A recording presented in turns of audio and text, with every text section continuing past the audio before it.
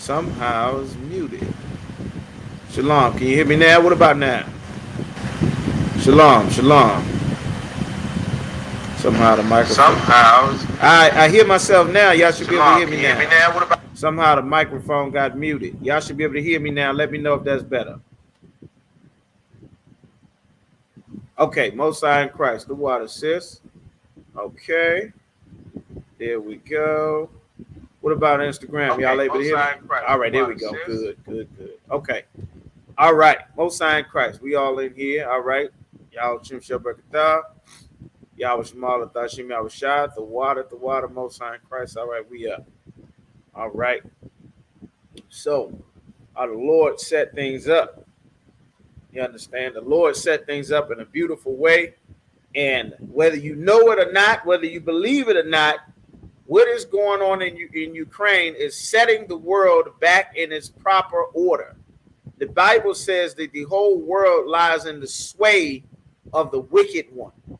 And it's so many things that the devil has done that has destroyed the very essence and nature of how life was set up by the Most High.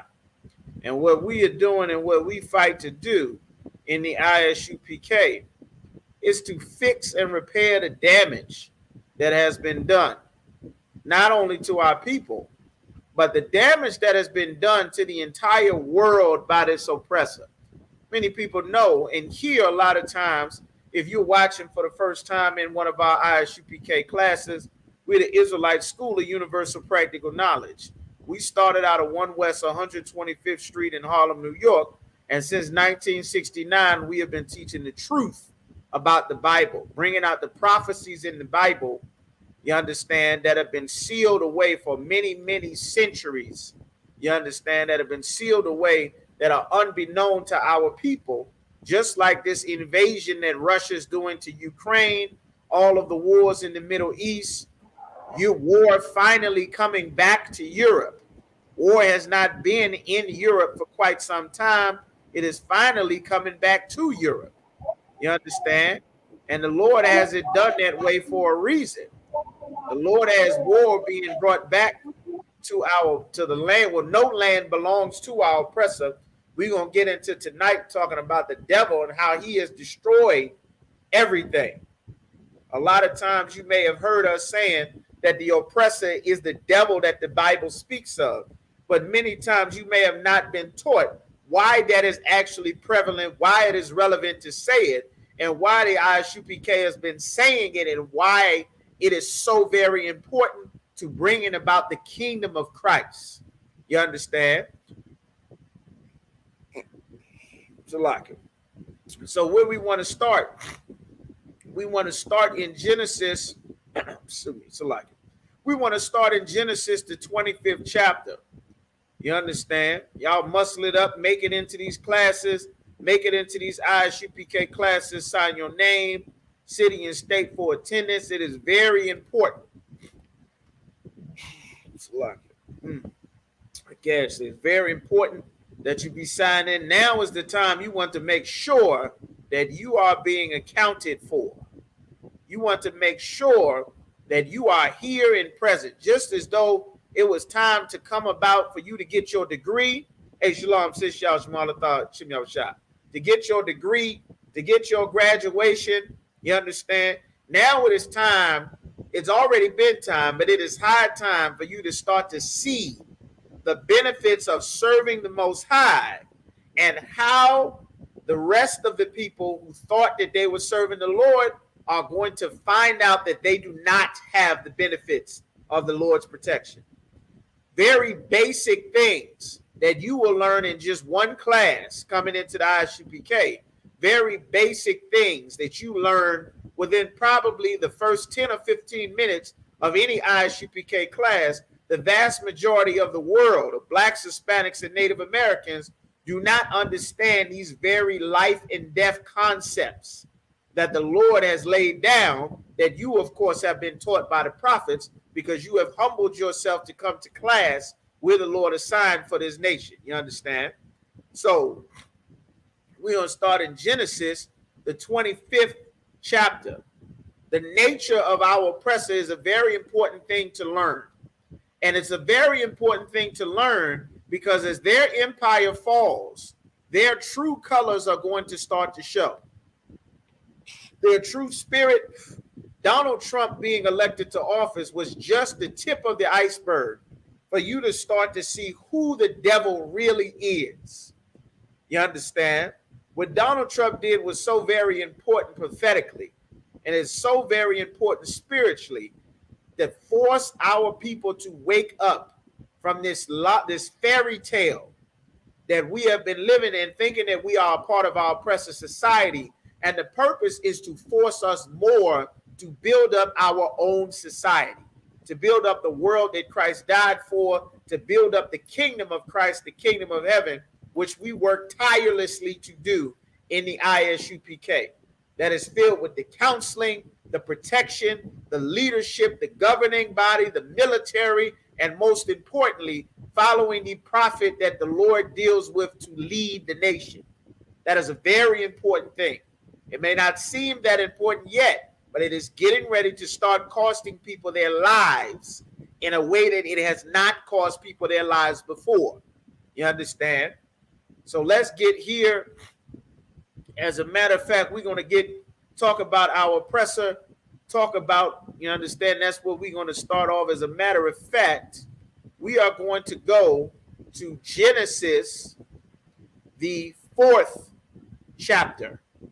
We're going to go to Genesis chapter 4. Of course, y'all got any questions, go ahead and type them in while I get these scriptures ready, pulled up. We're going to go to Genesis 4th chapter. Same on Instagram.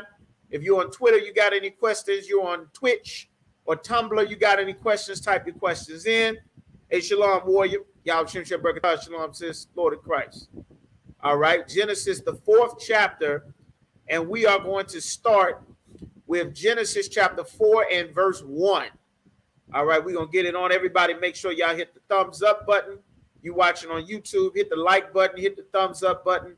Those things are very important so that the algorithm can tell more brothers and sisters in Virginia and everywhere else across the world that they need to be in these Isupk classes before the war that's going on in Russia that the Lord prophesied in Matthew, the 24th chapter, makes it to where they are. And rest assured, world war is coming. National war is coming. Civil war is coming.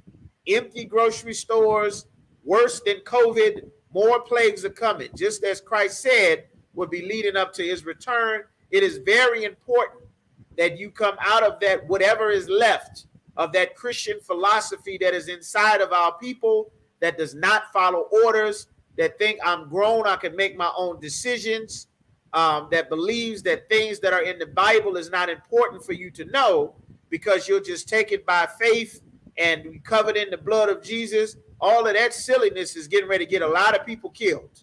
Straight up.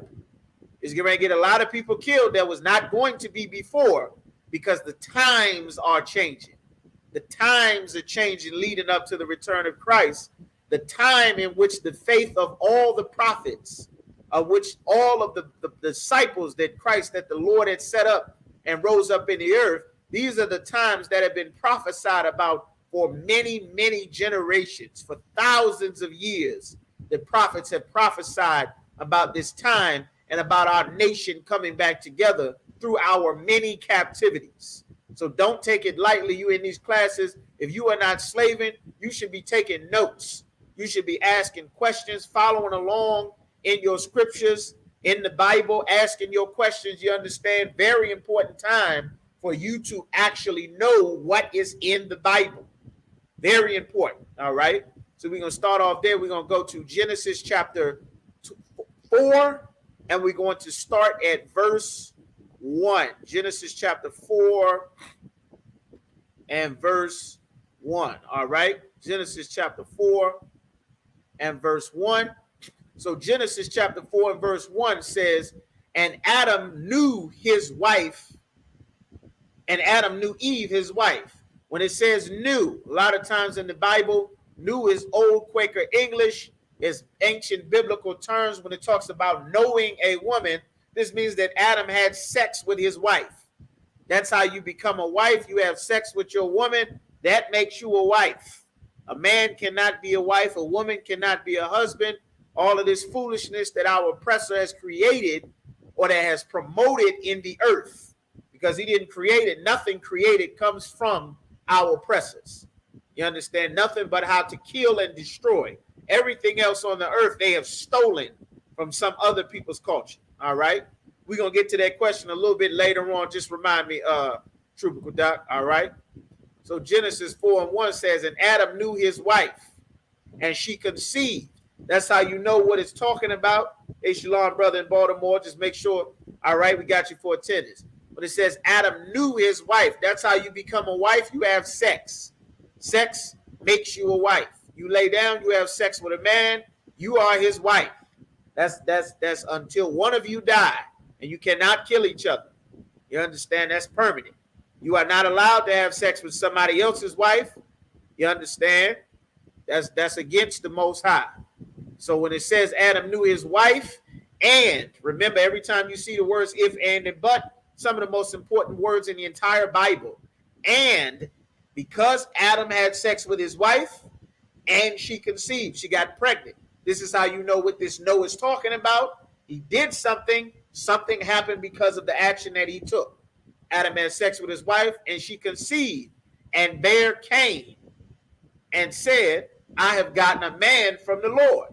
You understand? She didn't say, I made this baby. I'm Mother Queen Earth, the blessed sacred womb of all vaginas of the planet. She didn't say that nonsense. It wasn't until the serpent came and beguiled Eve in the following chapter that all of that diva be like a god nonsense came about. And shortly after that, we ended up getting evicted from the Garden of Eden. And now we work 15-hour days and sit in traffic for 3 damn hours. You understand? So Genesis chapter 4:1, she said, I have gotten a man from the Lord. It may seem like a small thing, but remember, all of the words in the scripture are important. The Lord appointed a man to her. Adam had sex with Eve, but the Lord put a man inside of her. The Lord fashioned and made that baby. The Lord decided that this was going to be a man. Adam didn't decide. Eve did not decide. You understand? Even though you had sex to make the baby, the Lord put that baby and a spirit inside of them that is supposed to grow and be nurtured inside of that mother. The Lord did it upon your request, which is the sex. All right. So let's get some more. And she bare and she again bare his brother Abel. They had to have sex to make some more kids. She had Abel. Abel was a keeper of sheep. For those of you that know, anybody familiar with the Bible, the Jews, our custom, we always kept sheep. We kept sheep. We were herdsmen. We worked in the fields, the flocks. We did construction, agriculture. That is why when our oppressor gained access to Africa, it was very easy for the Africans to tell the Europeans where we were. We were a completely different class of people, even though we were dark-skinned just like the so-called Africans. We were completely different, and we outclassed them in every way just like we do today. Even still, while we are destroyed and in captivity without our identity scattered all across the world, we still outclass every nation of people to this day. All of the inventions and things we created because we disobey the Most High and because we don't know that our oppressor is the devil that the Bible speaks of, we take other nations' customs and it allows them to exploit and prey on our people. All right? So Genesis chapter 4 and verse 2. But remember, every time you see if, and, or but, those are very important words in the scripture. But Cain was a tiller of the ground. He was a groundskeeper. He was a tiller of the ground. He worked in the field. He didn't work with the sheep. One brother did sheep work. One brother tilled the ground. Whatever's in the ground. You got flowers. You got vegetables. Just understand that it is not sheep. All right? And now it says in verse 3, and in the process of time, it came to pass that Cain brought of the fruit of the ground an offering unto the Lord. Now verse 4 says, and Abel he also brought of the firstlings of his flock and of the fat thereof. Now, why did Cain and Abel bring offerings to the Lord? Why did they do that? We got a good amount of brothers and sisters in here. Y'all type in. Why did they do that? Why did he bring an offering to the Most High? All right.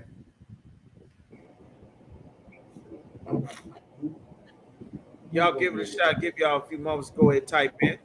Why did he do that to the Most High? Why would he bring an offering? Who want to give it a shot?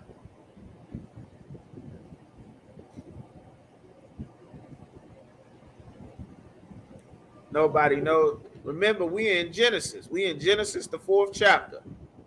All right. He brought an offering. He brought an offering. All right. Let's see. To thank the Most High. All right. To thank the Most High. I'll take that answer. That's a good answer. Now, if he brought a peace offering, okay, I'll take that. Good answers. Good answers. He brought a peace offering. All right. Let's get this. He brought an offering. All right.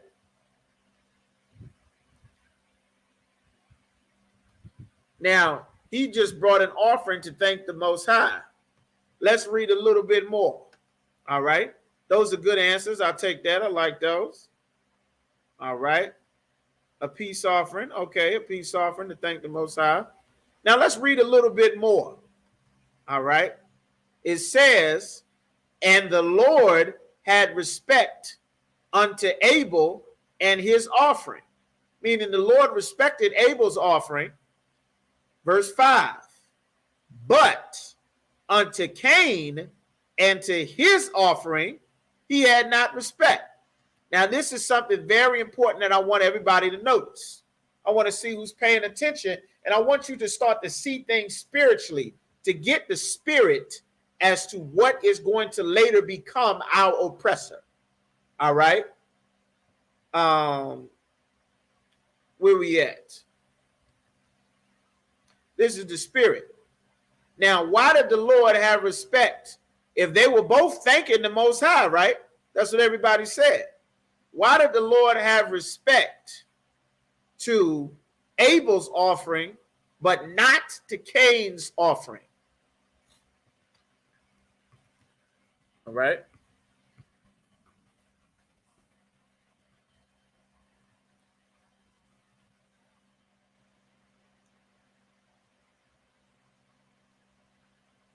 You might need to know something about the laws. All right. Why did the Lord have respect to one offering and not the other? They were both just saying thank you. One is thankful to the Lord for the, for the crops of the ground, for what he does. The other one is thankful to the Lord. Everybody is thankful to God in their own way. That's what the Christians say. Ain't that right, Kaya? Young man Stephen, young man in here, Trooper Kodak. That's what the Christians say. Now, ain't that what they say, Amawana? We all thankful and serve God in our own way. It says Cain did not give his best. No, the scripture doesn't necessarily say Cain gave his best. That's a good answer. That's a good answer. Good shot. Here is something very important that our oppressor, as we progress in the class, you are going to see why the spirit of this oppressor is so dangerous. Cain offering wasn't an animal, sir. That's right, because Abel gave his best sheep to the Most High. Well, Abel works with sheep. So Abel works with sheep, right? But what does Cain do? Cain doesn't work with sheep. Cain is a tiller of the ground. So suppose Cain did not have sheep. All he had was the fruit of the ground, because that's what he worked for, right? He made an offering, right? Hold that. We're going to go to Numbers. We're going to go to Numbers, the 29th chapter. All right? We're going to go to Numbers, the 29th chapter.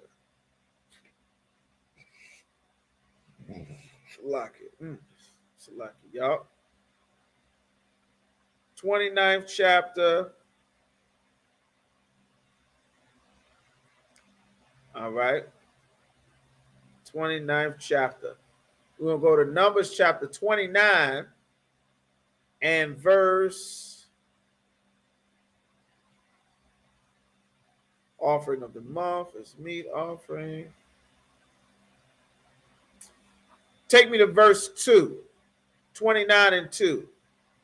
Everybody just make sure y'all click this link for the attendance. Just click it and sign in for attendance. It goes right to the attendance sheet. Y'all see that up in the chat. Everybody just make sure you click it. You're on Twitter, you're on Instagram, you're on Twitch, you're on Facebook. Wherever you're watching the class, make sure you just click the link. It'll take you straight there. Fill it out very briefly. We get you locked in. All right? The water. Now, Numbers chapter 25, so like at 29 and verse 2. Give me Trooper Kudak. Give me Numbers 29 and 2. Bubba Kashaw. Come. All right. This is the book of Numbers, chapter 29, verse 2. All right. And ye shall offer a burnt offering for a sweet savor unto the Lord.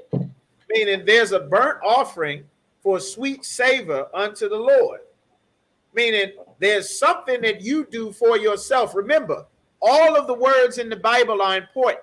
And it's very important to start to train your mind. The Christian church and our oppressive educational system does a switch. The first few, maybe 6 or 7, 8, 9 years that you were in school, they teach you something called basic reading comprehension. And as you get older, they run the game on you, especially the Christian church, to where you start to ignore things that you see because the Bible is not something that you're going to actually learn.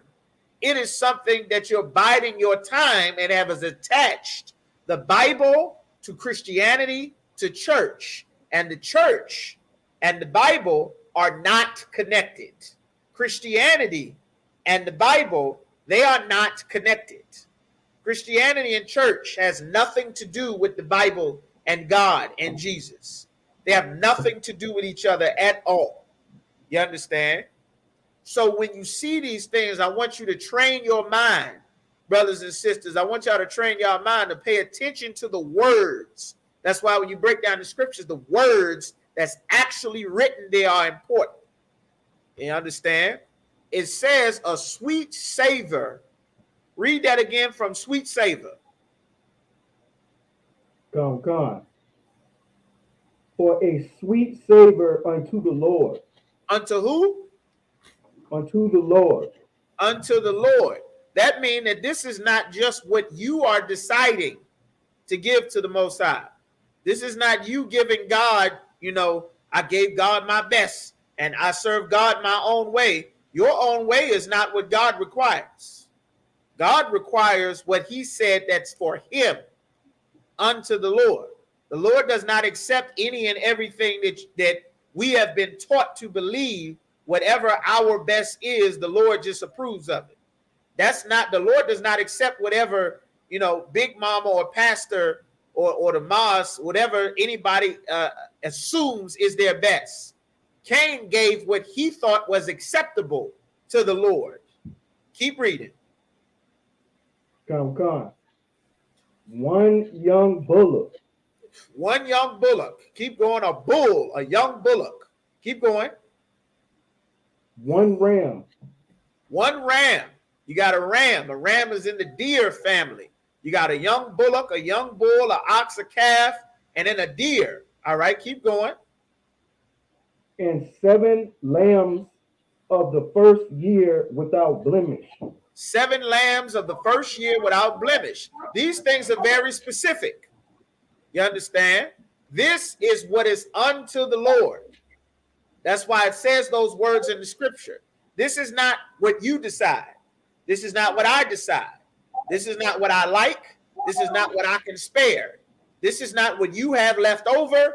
This is not what you worked on.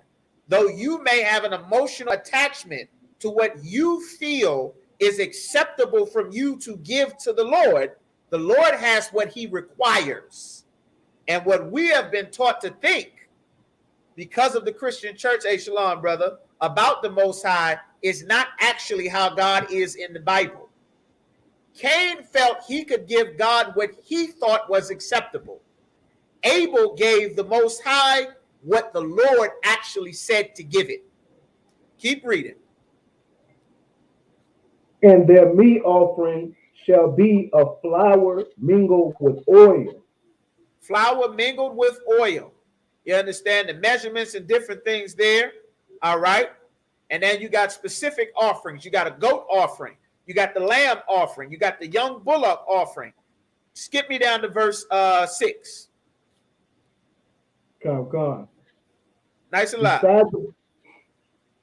Beside the burnt offering of the month. So you got burnt offerings of the month. What are the burnt offerings that the Lord accepts? Is in the previous scriptures right above. You understand? Keep going. And his meat offering. And his meat offering. This is what the Lord requires, a meat offering. Keep going. And the daily burnt offering. The daily burnt offerings. Keep going. And his meat offering. And again, remember, it seems like it may not be important. The fact that it is written in the Bible multiple times. It is not a typo. It is not there just for the sake of it. The Bible is written to, for, and about so-called blacks, Hispanics, and Native Americans. And if you want these people to do anything that you say, you are going to have to tell them 1,000 times. At the beginning, at the middle, 2 verses up, 2 verses down. And half the time, they are still not going to do what you said. You understand? It's written in there for a purpose so that you can understand in your mind, this is what the Lord requires. That's why I keep saying, and a meat offering, and this meat offering, and a meat offering, so that you can thoroughly understand the Lord does not want you to have to guess. The Christian church is trying to trick you because they run in all kind of games and lies and schemes and scams and trying to have sex with your kids, trying to have sex with your woman, trying to steal your grandmama's house, all kind of games and stuff. We ain't playing games in here. You understand? This ain't about popularity or friendship. You come to serve the Lord. Be prepared for your whole family to turn on you.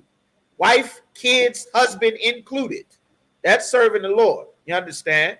Christ said, my son, if thou come to serve the Lord, prepare thy soul for temptation. This ain't about popularity.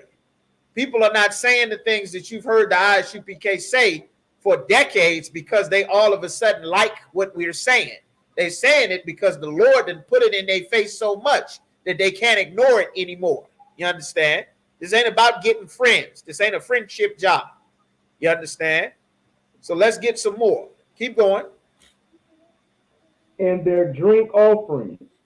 And their drink offerings. So like, I just wanted to highlight that. Their drink offerings. There is a drink offering. When we do the Sabbath services, we have wine. Certain drink offerings that the Lord has that he requires. That's why when we drink in the Sabbath service, La Yasha Allah, you see the priest drink the wine, blow the ram's horn. These things are what the Lord requires. That's why we show you in the scriptures. You can go and read for yourself. This is always what the Lord requires. In Moses' time, what was already taught to Adam from the Most High that we went over last week with the breath of life, being the law, statutes, and commandments, those precepts you can get from last week's class, that is what he taught Adam. That is why Adam's sons knew to bring an offering to the Most High.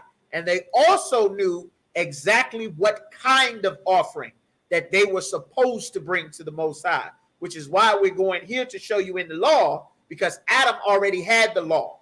Moses wrote the law down that it was given to him 40 days and 40 nights after he killed the Egyptian, and the Lord sent him back to Egypt with a message and power to free the children of Israel. That's why we celebrate the Passover every year. Pharaoh was not going to let us go until the Lord started killing the Egyptians.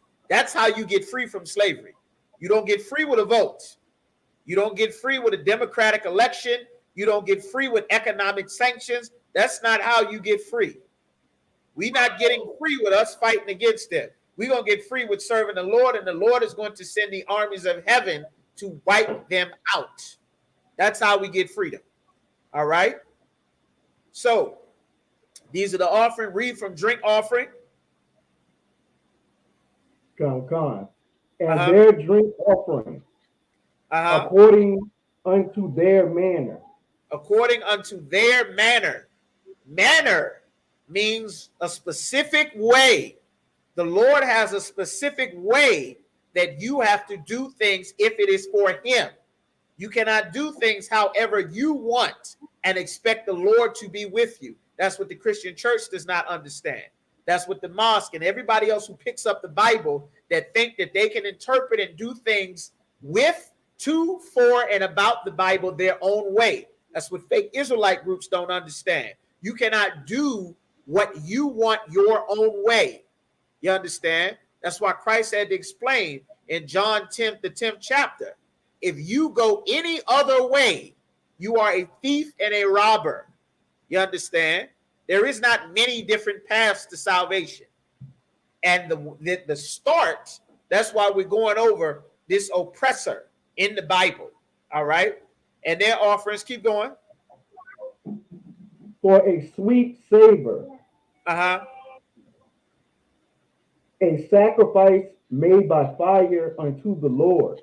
Sacrifice made by fire unto the Lord. So this is what the Lord requires. There's a time to bring the first fruits of your harvest, of the sheaf, of the wave offerings. There's a time and a place.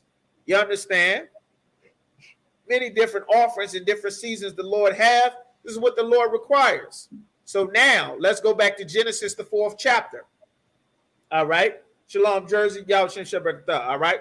Genesis, the 4th chapter.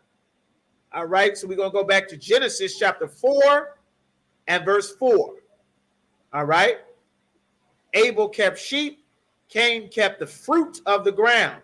The fruit of the ground, what the ground produces, your vegetables, anything that grows out of the ground. And it says he bought the firstlings of his flock, meaning there's a specific reason. There are different types of offering. You got a peace offering, you got a sin offering, you got a free will offering, and then you got bringing the first of your flock. That's a specific type of thing. So if one brother is bringing the firstlings of your flock, this is a specific type of offering. That's why it says, and it came to pass. This is a specific time. It doesn't specify which it is, but there's a reason Abel is bringing the firstlings of his flock, because he knows this is what the Lord requires. Guess who else also knows what the Lord requires? Who else knows what God requires? Give it a shot.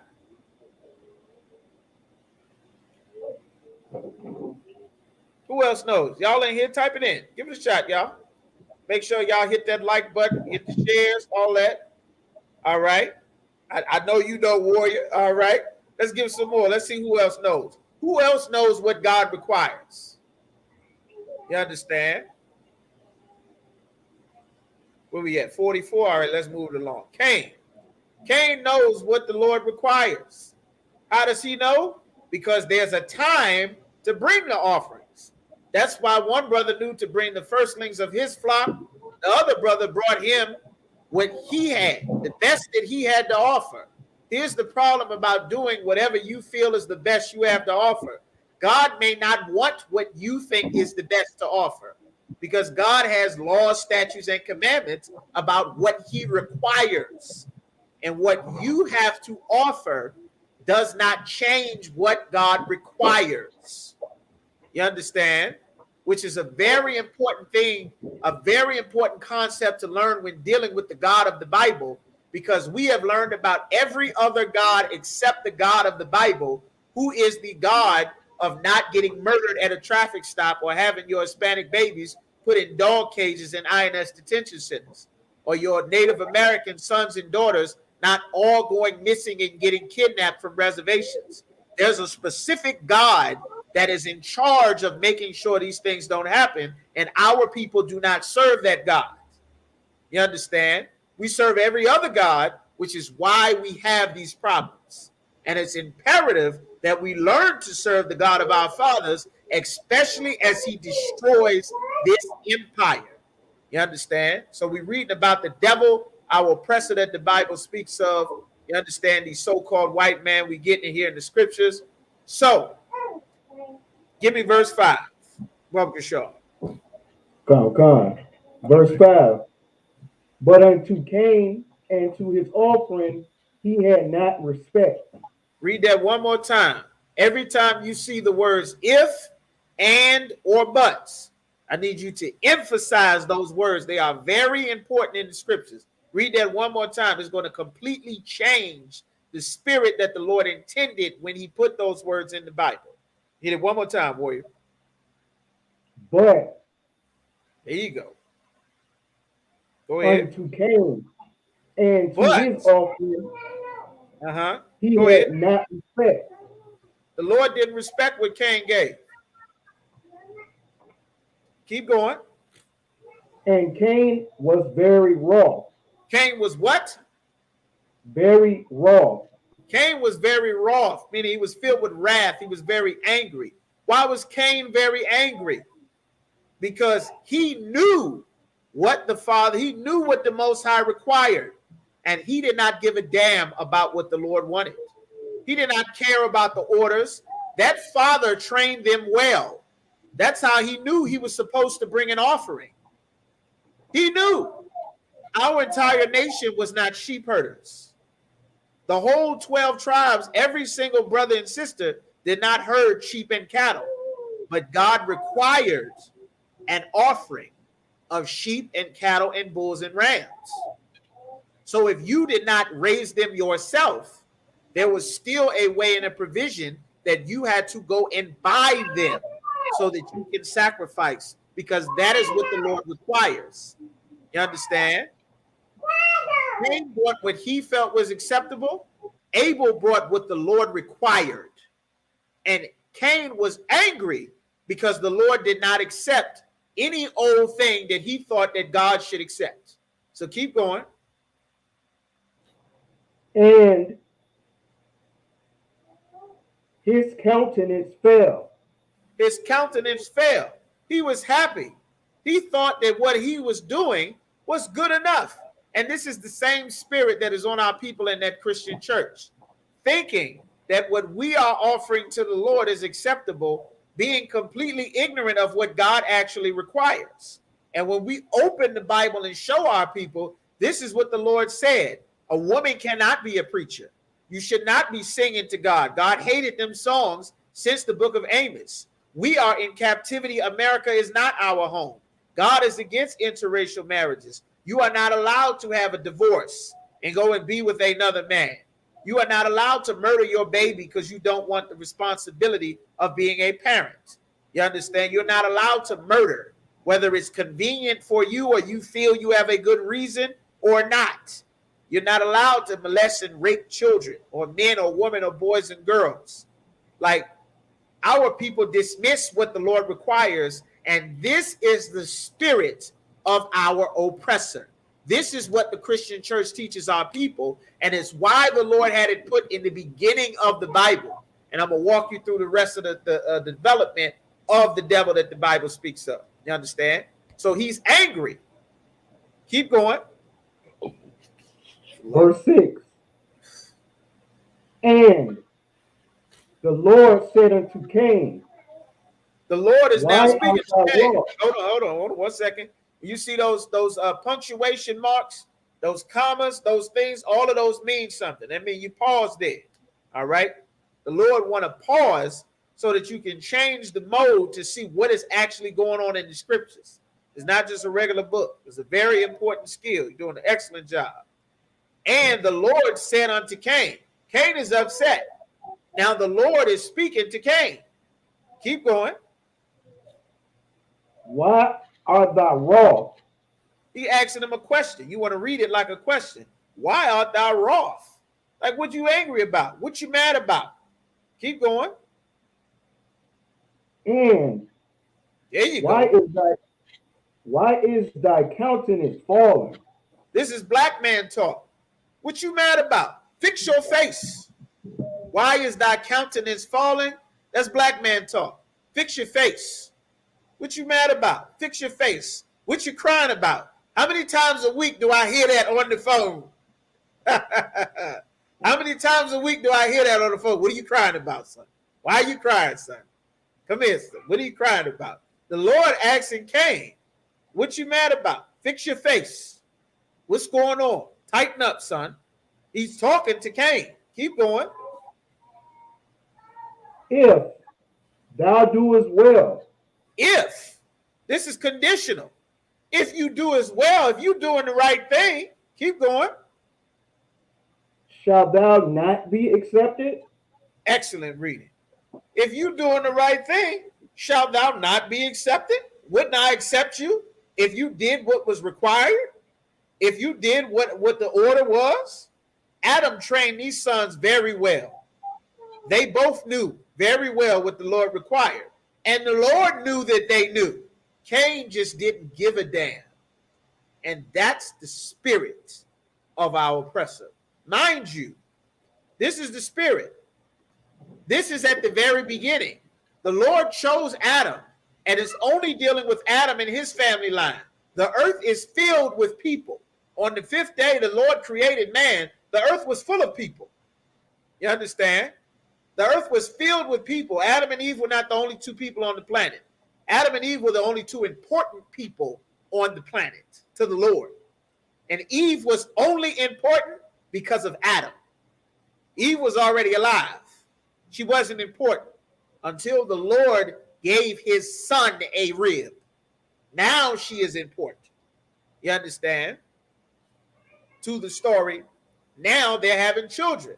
So the children are getting an education that the rest of the people on the planet are not getting, because the Lord is intending for Adam's lineage to be special, to be chosen, to have information and an education to rule and take authority over everyone and every other thing on the earth. That's why he said, I give you dominion over all the beasts of the field, the creeping things, the fowl of the air. Everything is supposed to respect you and your seed, your lineage.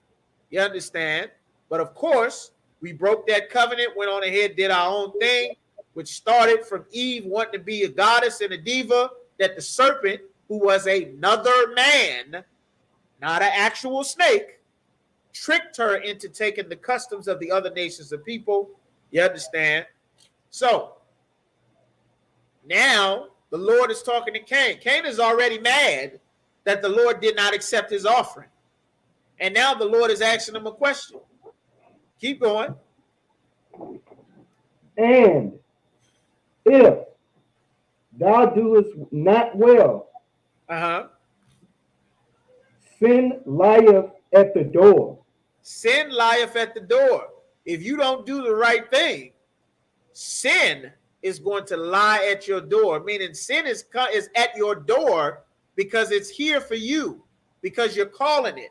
Like your food comes to your door, like the pizza comes to your door. Sin is at your door, meaning sin lives here. Sin is going to live with you because you don't do well. If you aren't doing what is accepted and what is well, sin will sit at your door. It'll love you. You will be one and the same. You'll be tight together. This is what the Lord is explaining. So, go ahead. And unto thee shall be his desire. Unto thee shall be his desire. This is spiritual. Make sure that y'all remember this scripture. When we get later on in the class, make sure y'all remember this scripture. Unto sin shall be your desire. You understand? Keep going. And thou shalt rule over him. Meaning, thou shalt rule over him. What does it mean that thou shalt rule over him? Anybody know what that means? Give it a shot. Let's say thou shalt rule over him. What does that mean?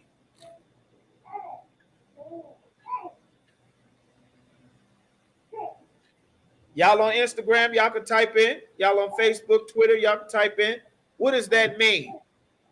Unto him is getting thick. All right.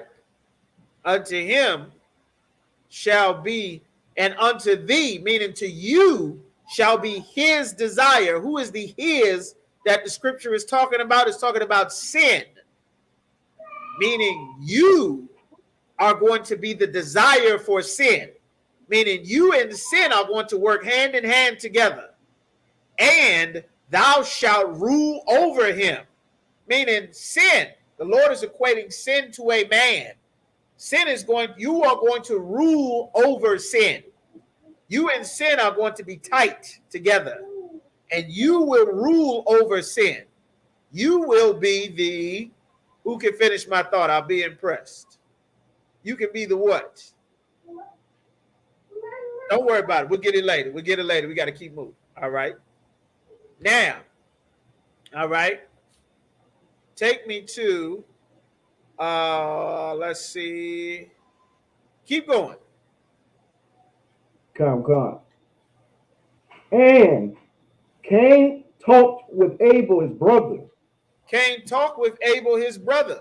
He was talking to his brother. You understand? And mind you, he mad. He just got checked by the Most High. The Lord is telling him, you messing up, telling him to fix your face, what you mad about. You knew what you were supposed to do and you didn't do it. And if you continue like this, you're going to get worse. You understand? Keep going. And it came to pass. All right. When they were in the field. When they were where? When they were in the field. Very spiritual, very important. When they were in the field, it's saying in the field for a reason. Keep in mind that in the field, and unto him shall be your desire. Keep those scriptures in mind. Keep going. That Cain rose up against Abel, his Cain brother. rose up against Abel. He rose up against him. He slid on it. You understand? He will be known for sin. Excellent. Whoever 15:13 is, damn right. He will be known for sin. That is very important to understand about the spirit of this man. Keep going. And slew him. And slew him. He killed his brother. Now, mind you, he was upset. He did the wrong thing.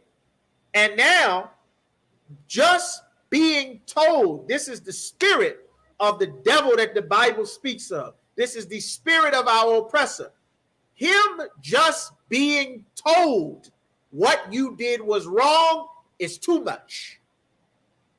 It's too much. Just being told you did something wrong, now they're ready to go murder. Now he's ready to kill. Now he's ready to take your life away. Not because you did something wrong, because he being called out on something wrong that he got. There's something very important that all your protests, all your friends, your family, everybody waving them stupid signs, this life matter, hands up, don't shoot, all of that nonsense. You are angering the man of sin. He doesn't care about being right. That's the spirit. He's not trying to be right. He knew what the right thing to do was, but he doesn't care. And if you call him out on it, then he'll want to get violent. You understand? That's why those Antifa, Proud Boy, all of those freedom of speech protests, they end up in knife fights and shooting and guns. Rittenhouse showed up to kill some people because this is the spirit of the oppressor. This has always been his spirit. That's why Christ said, ye are of your father, the devil. He was a murderer from the beginning. This is the beginning that Christ was talking about when you get to John 8:44. All right. But of course, if you don't know the Bible and you've been in church getting songs sung to you, you'll never have these scriptures broken down. So he murdered Abel. Mind you, this was a righteous brother.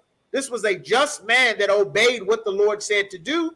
He got angry for being unrighteous, and now he kills his brother. The first recorded murder in all of human history right here in the Bible. Keep going. And the Lord said unto Cain. The Lord came and spoke to Cain. The Lord is asking him a rhetorical question. Because the Lord, of course, knows everything. He already knew what went down. Keep going. Where is Abel, thy brother? He said, where's your brother? He asking him, where's your brother? Keep going. And he said, I know not. He said, I don't know. Keep going. Am I my brother's keeper? What you asking me for? Am I supposed to watch him? You understand? Like he got an attitude with the Most High because that was the spirit on him. He hates the righteous. He hates what is right according to the Lord. And he seeks to destroy what God says is right. That's why you see they changed the law to make you believe that if there's a drop of bacteria on Mars, they find life. But if you got a fetus inside of you that's growing in that black or Hispanic baby, then it's not alive and you should kill it. You understand? They got billions of dollars of aid and support for Ukraine just like that.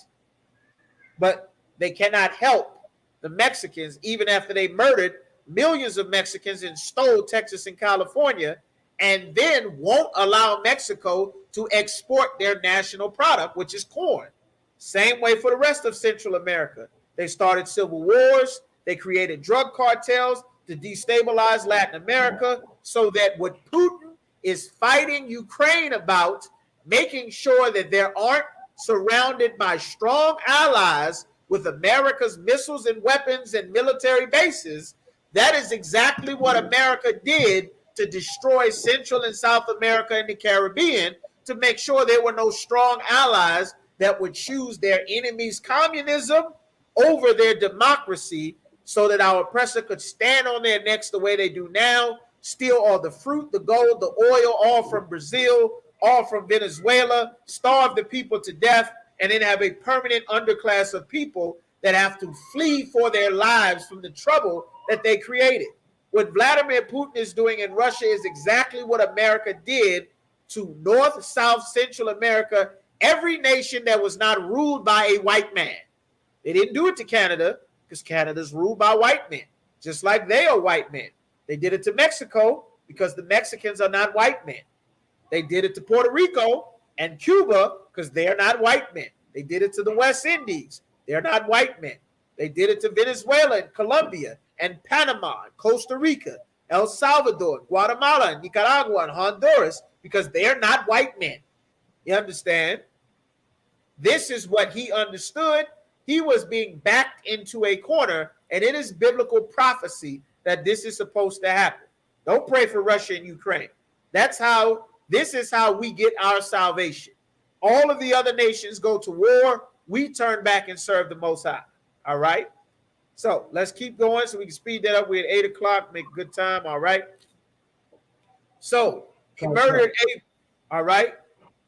Give me verse 10. And he said, what hast thou done? The Lord is saying, what have you done? Keep going. The voice of thy brother's blood crieth unto me from the ground. And this is a very important lesson to learn. Our oppressor believes, obviously, if Cain's body was just laying out somewhere, everybody would be able to see it. But he said, the voice of your brother's blood is crying to me from the ground. Our oppressor believes that they are able to murder. And if they just cover up the body, or if time goes away, or if they can make some mass graves and just bury everything, that means that they did not murder 77 million North American Indians. That's the end of it. Slavery's over. We murdered hundreds of millions of people. Oops, we sorry. We can all root for the same baseball team now. We're all together. Like, that's their spirit. That they don't think they have to pay for crimes that they commit. You understand? The Arabs understand that they will have to pay. ISIS and Al-Qaeda full well knew that they were going to die for the acts of terrorism that they were doing. The Vietnamese understood that they were going to die. The NVA, the Viet Cong army, they knew they were going to pay for what they were doing. You understand? Putin just bought in illegal vacuum bombs. Most High in Christ. Get it on. All right? Every people understands that they are going to pay for the crimes that they commit. The only people on the earth that believe that they are not supposed to pay for those crimes is this devil that the Bible speaks of. Those African warlords know full well that they're going to pay for all the people that they've eaten, all of the rapes they committed, all the war crimes, making all the child soldiers. They know they're going to pay for those crimes. Only white people believe that they don't have to pay for their crimes. And this is a trademark. This is the spirit. This is why I'm showing you here in the Bible. All right? So keep going. He thought that if the blood went into the earth, that mean that it was over. You can't find the body, so that's it. It's done. I don't know where he is, But the Lord is not like that. When you spill blood in the earth, that blood requires justice. That blood doesn't go to you. It doesn't go for a vote. That blood goes to the earth. It's a spiritual. You are not allowed to just shed blood because you want to. That blood goes to the Most High. The Lord puts blood in life. God assigns life. God assigns babies. Things don't just live because they live, because of nature. God gives life. You understand? And you are not allowed to just take life as you see fit, just for the hell of it, because you're angry. You understand? And this is what our oppressors do when they get angry. They murder. And it's important to teach your Black, Hispanic, and Native American sons and daughters that you don't get so emotional that you feel it is acceptable to take someone's life, which we have a huge problem with amongst Blacks, Hispanics, and Native Americans. This is how our oppressor operates. We are not to be like them. All right? Keep going. Verse 11. And now art thou cursed from the earth. You are cursed from the earth. Keep going. Which have opened her mouth to receive thy brother's blood. The earth has opened her mouth.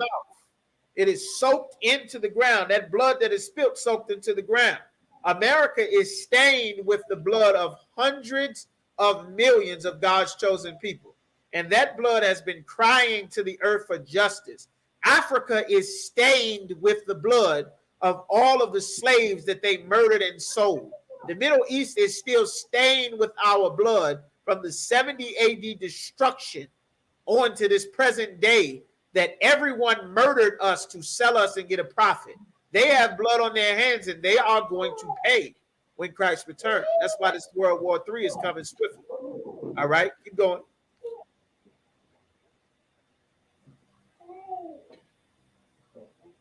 Thy brother's blood from thy hand. Keep going. When thou tillest the ground. When you work on the ground, because remember, Cain was a tiller of the ground. That's what he did. He said, when you till the ground, keep going. It shall not henceforth yield unto thee her strength.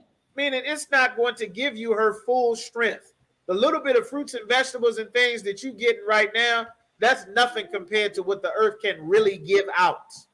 Mind you, we went into the land of Canaan. One cluster of grapes you get at the grocery store is in a little 1 pound, 1 gallon bag. They had one grape that was on a dinner plate. One grape, dinner plate about this big. Imagine one grape growing on a tree this big, about the size of two people's heads. That's how big one grape was. That is the earth giving her strength. This little bit of food and stuff, that's why they genetically modifying things to make more food grow so that they don't run out, because the earth will not give her strength. That's why they got us in the field doing slavery. We work their crops, pick their cotton, work their fields. That's why they got Isupk, the so-called Mexicans and Central Americans now picking their crops, working their fields. That's why they're getting fruit from the Dominican Republic and Guatemala, South and Central America, because the earth is not going to yield for our oppressors. Europe was known for famines. There isn't a lot of food in Europe. There was never food in Europe. They had pigs. Pigs are not food. That's why they eat these abominable things. They dig into the water and find a damn roach and cook and eat the damn roach and give it to you and say, oh, it's crabs. It's a delicacy. It's lobster. It's a delicacy. Like these are cavemen. They'll take a rock in the water and bust the rock open and slurp up the slime inside the rock and say, it's clams, it's oysters. You understand? It's scallops. It's a delicacy. These are cavemen. And this is how they became a caveman. We're reading it right here in the scriptures. So keep going. A fugitive and a vagabond shalt thou be in the earth. He said a fugitive. A fugitive is a criminal that is wanted. Everywhere the spirit of this man, everywhere he goes, he is a wanted criminal. So like wanted for war crimes, wanted for slavery, wanted for the mafia, wanted for embezzlement. The mafia, what is that? The Chechnyan mafia, the Russian mafia, who else? All of the European mafias, they're wanted everywhere. You understand? A fugitive, an international criminal. A vagabond is a man that does not have a home. No land on the earth belongs to our oppressor. No land belongs to them. Europe does not belong to the so-called white man.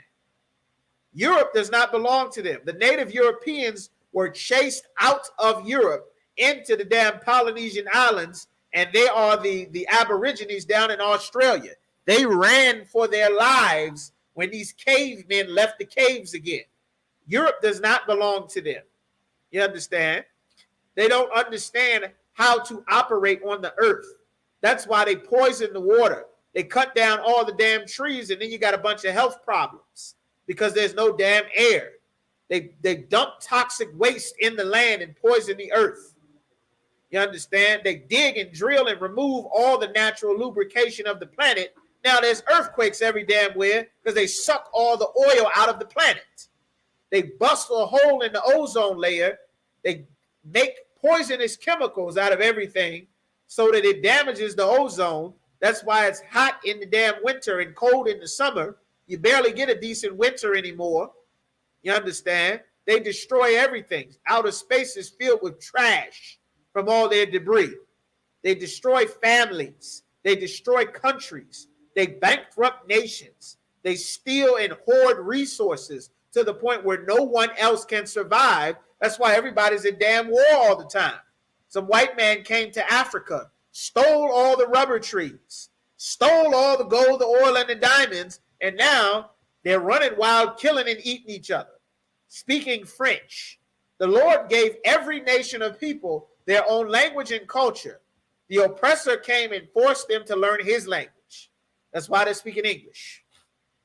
That's why they're speaking Dutch and German and Russian and French. None of the land belongs to them. This is why the Bible is saying a fugitive and a vagabond, the only race of people on the planet that no land belongs to them, is the so-called white man. Keep going. Come. Got to be on it, brother. Keep going. And Cain said unto the Lord, my punishment is greater than I can bear. This is Cain said to the Lord. This is Betty Shelby sitting in the courtroom crying after she murdered Terrence Crutcher when his truck broke down in the middle of the street. This is the murderer, Michael Schlager. I think that disgusting piece of, you understand, that murdered Walter Scott.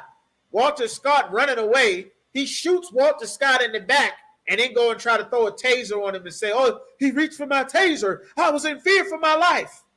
This is Amber Geiger sitting in the courtroom crying with that Barbie doll, like the golden retriever hair, talking about, I don't know why I shot him, after she executed Botham Jean in his drawers in his apartment and then refused to offer him medical aid like she is trained to do as a police officer. This is them sitting in the courtroom after he put his knee on George Floyd's neck for 8 minutes, 41 seconds. Sitting in the courtroom, I don't think I did anything wrong. It's just been so hard on me and my family. Damn whoever you murdered. It doesn't matter that I murdered somebody. Why are you doing this to me? It's so hard. This is too much. They don't care about who they've killed.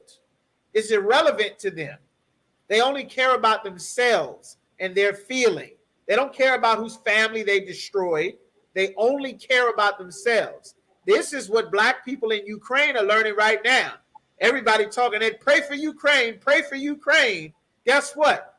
The Ukrainians are looking at you not being Ukrainian with that silly we are the world, all men are created equal nonsense. And they are saying, you are black. We are trying to save Ukrainians. You are not a Ukrainian. But I live here. But I go to school here. But we are all the same. We were just buddies last week. You all are my friends. Get to the back of the line. We are saving our people. Get it how you live. That's what they're telling black people right now in Ukraine. While you talking, pray for Ukraine, pray for Ukraine. They doing just fine. You understand? They're doing just fine. For a war, and only 100 people got killed, I've seen more dangerous video footage in Chicago. I've seen Chicago shootings. I've seen Philadelphia shootings. I've seen DC and Detroit and LA shootings. I've seen Atlanta shootings on camera. I've not seen any back and forth exchanges between the Russian military and the Ukrainian civilians that's all in the streets with choppers just busting at each other. I've yet to see this footage. You understand? Now, I know they had war, but as far as I'm concerned, Baltimore is a lot more dangerous than Ukraine. Chicago and Philadelphia is a lot more dangerous than Ukraine is. Ukrainians are fine. They look like they're doing all right. The world loves them. But our oppressor does not care about whose life he takes. And that is the spirit. Like the sister said, they need to be in cages. That is the only way anyone will be safe. You understand? The first recorded murder, I want y'all to feel that for a second. The murder did not happen because he did something wrong. The murder was done to him because he did what was right. And the devil did not want to do what he already knew was right. That is because he did not respect the Most High. And to this very day, our oppressor does not respect the Most High at all. You understand? Keep going. Behold, thou hast driven me out this day from the face of the earth, Keep going. and from thy face shall I be hid. When he says, thou hast driven me from the face of the earth, that means the face of the earth. You understand? What is the face of the earth? Who knows what that is? Y'all type it in. I'm going to go ahead and give it to you, but y'all type in, what's the face of the earth? The face of the earth is the land. The land is the face of the earth. Meaning the Lord driven him from being a regular man that lives on land to now he is going to be a cave man. And that's what the word Caucasian means. It means cave dweller. They don't come from Europe. They come from the caves of the Caucasus Mountains of Georgia, Russia. You understand? Between the Black Sea and the Caspian Sea off the Gulf of Aqaba. That is where the caveman, the Caucasian, comes from. That's what Caucasian means. It means cave dweller. You understand? Keep going. And I shall be a fugitive and a vagabond in the earth. Everywhere I go, they're going to know me. Because everywhere I go, they're going to say, that's the murderer. Keep going. And it shall come to pass that everyone that findeth me shall slay me. Everyone that find me is going to slay me because they know I'm the murderer. They know where I go, I'm going to be the murderer. You understand? And when it says, in thy face, I shall be hid from thy face, that means the Lord has turned his back on Cain. Like the Lord is not going to help Cain. The Lord is not going to look out for Cain. You understand? Them as a people, the Lord is not with them. The Lord is against them. He has turned his favor and his back on them. That is why everywhere they go, they have to steal. So keep going. It's going to give you some more. Keep going. And the Lord said unto him, this was the Lord's response. Nice and loud. Therefore, whosoever slayeth Cain, whoever kills Cain, Keep going. shall be taken on him sevenfold. What shall be taken? Shall be taken on What? him What? I'm asking sevenfold. you, what shall be taken? I'm not hearing that word. Your sound is going out. Vengeance. Vengeance is going to be taken. Keep going.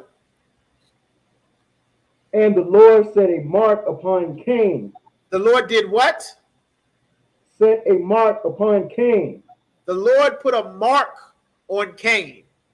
This mark was so that you can see the blood through their skin, so that you know that this is the man that sheds blood on the earth. The rest of the earth, everyone could see that there was a difference between this man and everyone else. Everyone on the earth had some color to their skin. The Lord put a mark on Cain, all right? The Lord put a mark on Cain so that everybody that saw him, they know that this is the murderer. Called the complexion for the protection. You understand? That white skin, the Lord put that on him. It's not white, it's red, but it's known today as a so-called white man. So that this man stands out, that this is the man that murders. This is who sheds blood on the earth. And if you do something to him, vengeance will be taken sevenfold. The Iraqis learned that the hard way. They thought that they could just go and deal with them the way that they do their normal warfare. They killed some contractors and cut them up and hung their body parts from bridges. And for 20 years, everything written in the Arab language came under the full force and scrutiny of every white man's military on the planet Earth. All of Europe, all of NATO, all of the allies, every oppressor came and attacked the Arab world. The Muslim world has been under fire ever since. From Gaddafi, Saddam Hussein, Al-Qaeda, Iraq, Pakistan, Iran, Ahmadinejad, Syria, everybody came under fire. Even Egypt, everybody either got killed, they got forced to step down, they overthrew their country. Everybody paid for that. From that runoff, that snowball effect of 9/11, because whosoever killeth Cain, vengeance shall be taken on him sevenfold. The Lord put this mark on Cain. Keep going. Lest any finding him should kill him. All right. That's what the And Lord Cain, said. All right. The water, that's all I needed there. And of course, Cain left and he lived in the land outside of the Garden of Eden. That's what happened. This is how Cain was created. He was a murderer from the beginning. Now, of course, over time, Cain dies. You have the flood. The earth is being repopulated with people again. Now we want to go to Cain. Reincarnation is in the Bible. You understand? When you die, generations later, you are born back into the earth again to new parents as a brand new baby boy or baby girl, to new parents, some of your father's relatives down the line, and then they will raise you as their child. You understand? You'll be being raised by your ancestors. They will raise you again, and you will end up raising ancestors from previous generations. You'll end up raising them. Eventually, they'll end up raising you. It's a circle and a cycle. You understand? That's how life operates. So now we're going to go to Genesis, the 25th chapter. All right. We're going to go to Genesis chapter 25 and verse 20. All right. Genesis 25 and 20. All right. Go ahead. Come. And Isaac was 40 years old when he took Rebekah to wife. He took Rebekah to wife. Isaac was 40 years old. He went and took him a rib. All right. 40 years old now and 40 years old then is not the same thing. Of course, they lived much longer because we weren't sinning against the Lord for centuries for him to keep cutting our lives short. So we lived much longer, just like we will live good, full, healthy lives again without all this cancer and AIDS and diabetes and gun violence and oppressors hunting and killing us and throwing us in prison, poisoning our food, water, air, and the land, will live much longer again once they are in chains and wiped off the earth. So he marries the wife, he takes him. Now give me verse 21. And Isaac entreated the Lord for his wife. Meaning he went to go see the Lord about his wife. Keep going. Because she was barren. All right. And the Lord was entreated of him. All right. And Rebekah, his wife, conceived. Rebekah, his wife, conceived. He had sex with Rebekah. He was able to get her pregnant. She was barren, meaning she was not able to have children. He went, dealt with it. The Lord opened her womb, so now she can have children. She conceived. Now she's pregnant. Keep going. And the children struggled together within her. She was having a rough pregnancy. She got 2 children inside of her, and while they are inside of her, they are struggling. They are fighting. She having a rough pregnancy. She got 2 boys, and they in there scrapping like hell. You understand? And they scrapping so much that she got to find out what the hell is going on inside of her. She can't get no rest, getting kicks and punches. You understand? The whole time we being born. Keep going. And she said, if it be so, meaning if this is the Lord's will, if it be so, keep going. Why am I thus? Why am I thus? She's like, if it was the Lord's will that I'd be pregnant, seeing as how I couldn't get pregnant before, why is the pregnancy going like this? Got these 2 boys in here tearing her womb up, scrapping like hell. Keep going. And she went to inquire of the Lord. She went to inquire of the Lord. Inquire of the Lord, there's a precept for that. To inquire of the Lord means to go and seek the prophet of the Lord to tell you what's going on. You don't inquire of the Lord by playing Kirk Franklin and lighting candles, start singing along, and then magically you feel the presence of God, whatever the hell that means that the Christian church teaches you. Once the music gets you high enough to think that that means God is there because you high off the music. You understand? Inquire of the Lord is a precept, all right? It means something very specific. That doesn't mean that she just went and talked to God and God just talked to her. That's not what that means, all right? I'm going to get that real quick. Inquire of the Lord. Let me see.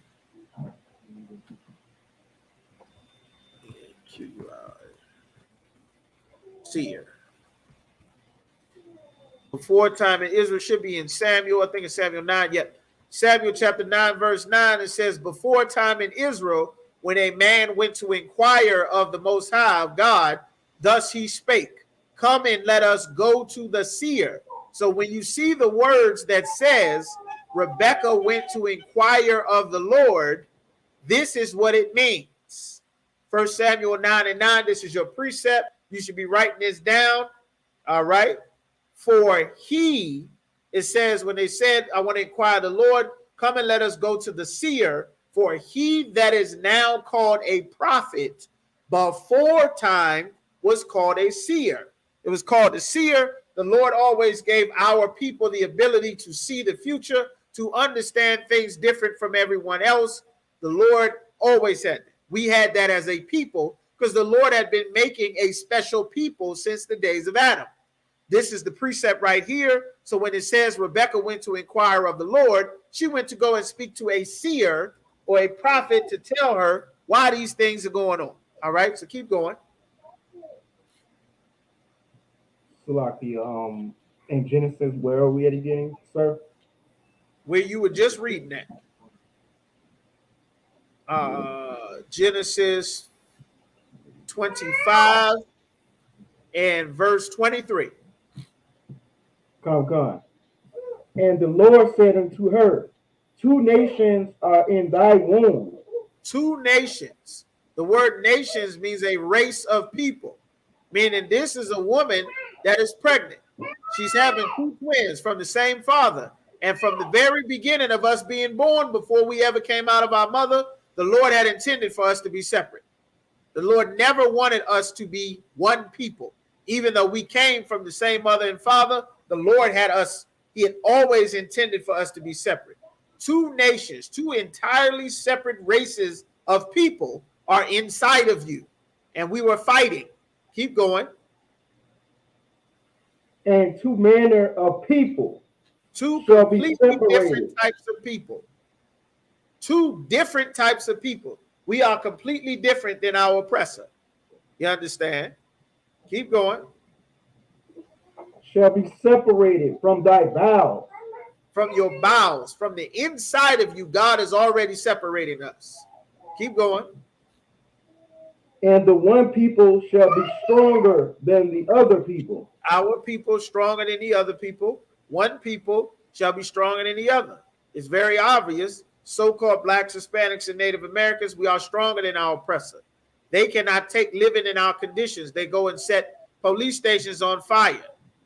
America had to call out the National Guard around the country because they were not going to take being forced to be in the house, not having their mocha lattes and being able to pay their bills, not having to live off of government assistance. That made them into a murderous rage. They stormed the Capitol and took senators hostage. That's treason, sedition against the government. Black people live like that every day. Blacks, Hispanics, Native Americans. You don't even know Native Americans still exist if you're not paying attention. People come to America, think that the Native Americans don't know anything about them, don't know that they ever lived here. Not a trace. You understand? Don't know what Thanksgiving is about. Celebrate it every year, have no idea what it's about. You understand? Like, this is what happened. Why the Lord said we are separate people. Keep going. And the elder shall serve the younger. The elder, the oldest son, was supposed to serve the younger because they are not supposed to be in charge. So-called blacks, Hispanics, and Native Americans, we come from Jacob. We are supposed to be in charge and ruling everything. We did not obey the Most High. We followed the other nations, disobeyed the Most High, just like Cain disobeyed the Most High from the beginning. The Lord, of course, punished us and put the elder son in charge. They have destroyed everything. Keep going. And when her days to be delivered were fulfilled. When it's time for her to have the baby, she get ready to have the babies. Her days to be delivered are fulfilled. She's going into labor. Keep going. Behold, there were twins in her womb. There were twins, two boys in her womb. Keep going. And the first came out red. Came out red. This is the mark that the Lord put on Cain. This is Cain being reborn back into the earth. A mark that was set on Cain in Genesis. This mark, generations later, this man and his spirit is being born back into the earth, except this time he is going to be born with the mark on him. Keep going. All over like an hairy garment. Like a hairy garment, like a goat covered in fur. The oppressor would be cousin it without a Gillette razor. That's why they're so big on shaving. If they stop shaving for a few days, they would turn into a fur ball. That's why they got the shaving, the waxing, the this. They are way more hairy and furry than any black, Hispanic, or Native American. They would be absolutely covered in fur like cousin it from the Addams family. You understand? If y'all old enough to remember the Addams family, some of y'all might not be. All right? But a fur ball. Keep going. The Neanderthal. 12.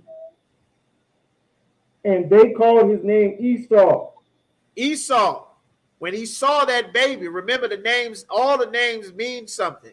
He saw that son, he called that baby Esau or Aisha, or wasted away is he, because he looked like he was dead. He looked like that he was dead when he saw him. He didn't look like all the other babies that everybody else was having. This baby looked something different. He said, Aisha. He was shocked when he saw this baby. Like, what the hell is this? You understand? Keep going. And after that came his brother out.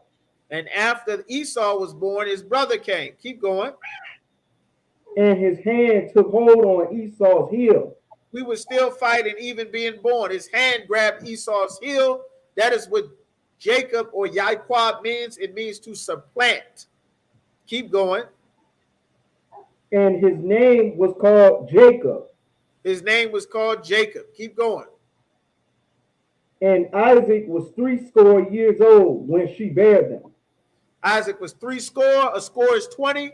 3 and 20, 60 years old. Isaac was 60 years old. All right. It didn't describe how Jacob looked because Jacob looked like every other baby that was born.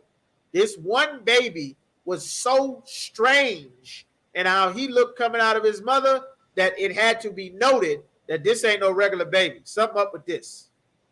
All right. So keep going. Let's get some more about them. And the boys grew. The boys are growing up. They're getting older. They're growing up. All right. The boys grew. All right. And Esau was a cunning hunter. Esau was a cunning hunter. Keep going. A man of the field. A what? A man of the field. A man of the field. Why did the Bible say a man of the field? That is a precept. Because where did Cain murder Abel? He rose up against his brother in the field. The Lord had that recorded that way for a specific purpose. This is a precept. You understand? Or the precept for it is when Cain murdered Abel in the field. It says in Genesis 4 and 8, Cain talked with his brother Abel, and it came to pass when they were in the field. This is Esau's spirit, to be in the field. That's why he's a hunter. You see him out hunting deer, hunting boar, hunting every goddamn thing. Bengal tigers, white rhinos, elephants.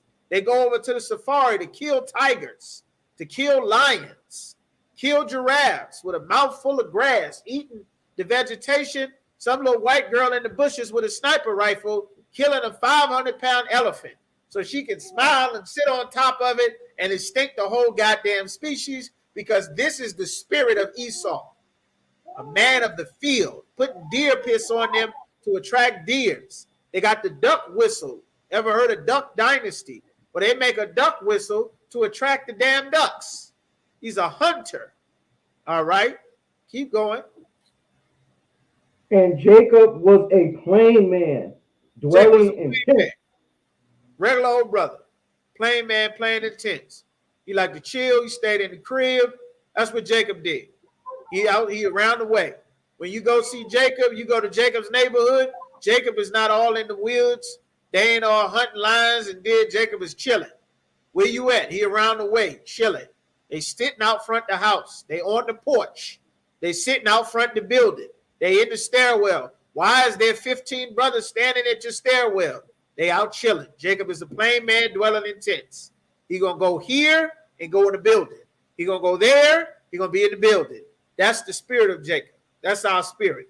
We ain't trying to be all in the woods all the time, covered in deer piss, hunting down wild boar and deer. Black man might go hunting, but ain't going hunting like Esau going hunting. Esau killing rats, squirrels, bobcats, people, birds, killing every goddamn thing. You understand? That's the spirit of Esau. All right? And the Lord put a mark on him. Keep going. And Isaac loved Esau. Isaac loved Esau.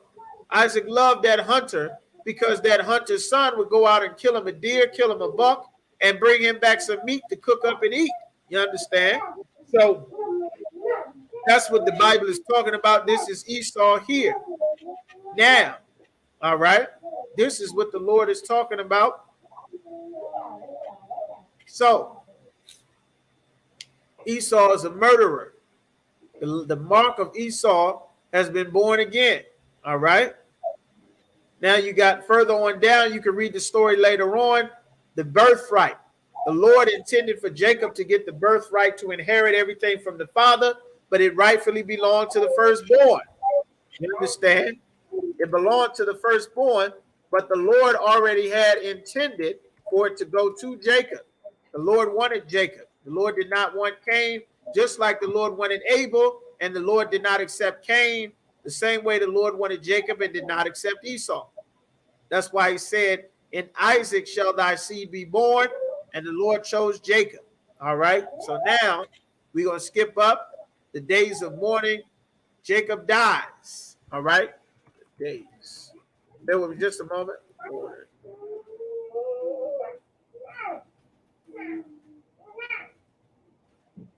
Bear with me just a moment.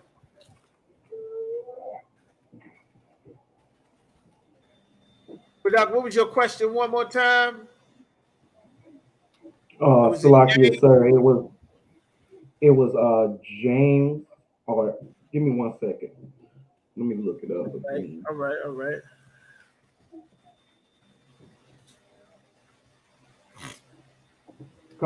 Sir, it's James chapter 4, verse 17. All right, James 4 and 17. We're going to come there in just a minute. All right, so now we're going to go to Genesis chapter 27.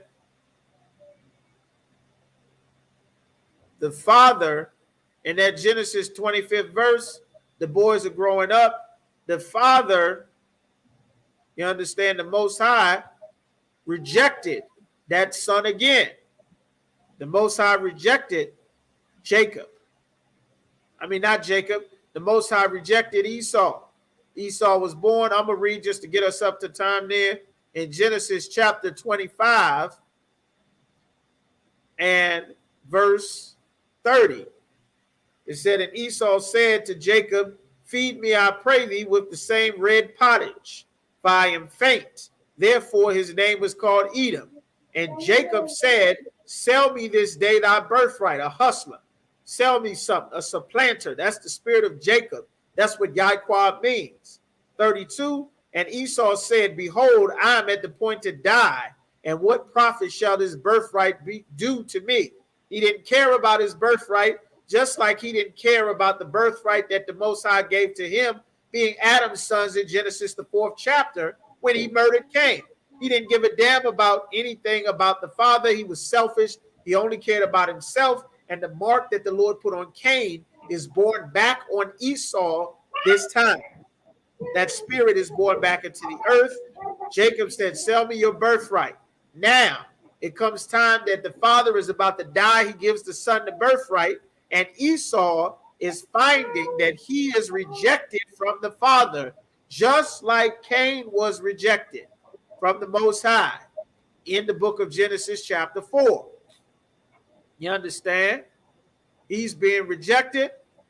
And now here we go. All right. So now we're going to go to the 27th chapter, Genesis chapter 27.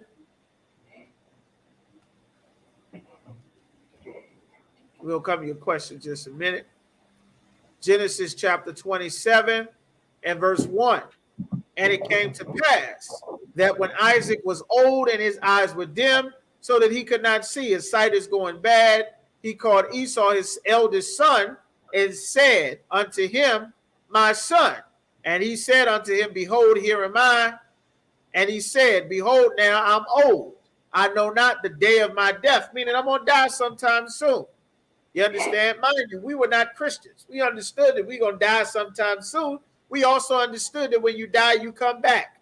This was not some great secret or mystery, the way that the damn Christian church raises our people to think that death is the end of the world and you only live once in YOLO. So never mind how much evil and wickedness you do, because who gives a damn, you only live once. That was never our lifestyle. That's how an oppressor thinks. You're going to die and come back and pay for what you did in the previous life. If you mess something up now, it might still be messed up when you get back, and now you got to suffer for it. Whoever started selling crack in the 80s, they may have died and just been born back with a whole black community that's destroyed, that is different from what they inherited from the people that made babies in the 60s, that they had a decent place to grow up with family and black businesses and a stable society with a mother and a father in the home. They destroyed that with all the crack dealing and drug dealing. Now they're going to be born back and reap the benefits or the reward from the evil they did in the previous generations, because our people have been destroyed for decades on drugs at this point. All right. Just as an example. So now it is saying Genesis, the father is giving a birthright to Esau. Genesis the 27th chapter. You understand? Rebecca is going to give some fur to put on Jacob, so that he can trick his father into getting the birthright of the firstborn son. You understand? All right. So now let's skip down. Of course, y'all can read that 27th chapter on your own time. Jacob pretends to be Esau, gets the birthright and the blessing. You understand? He can't see very well. Can't see at all, it says. So he's using his other senses. And now he realizes in verse 33 that it was the wrong son, because Esau comes in later. He's already given the birthright to Jacob.